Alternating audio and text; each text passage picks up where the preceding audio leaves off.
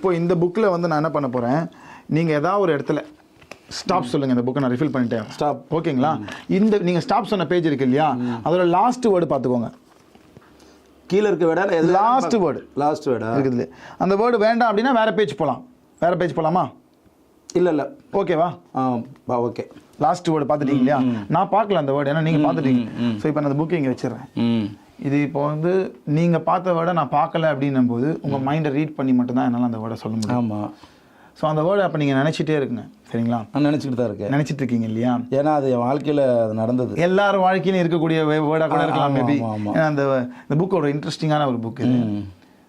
அந்த வேர்டை நினச்சிட்டே இருங்க. பட் இப்போதைக்கு மட்டும் நினைங்க, லைஃப்பில் எப்பயுமே நினைக்க வேண்டாம். அந்த வேர்டு வந்து இப்போ ப்ராப்ளம் அப்படின்ற வேர்டை நினச்சிங்களா? 3 years problem. 3 years problem. So இதுதான் 3 வருஷம் கொஞ்சம் ப்ராப்ளம் இருந்தது.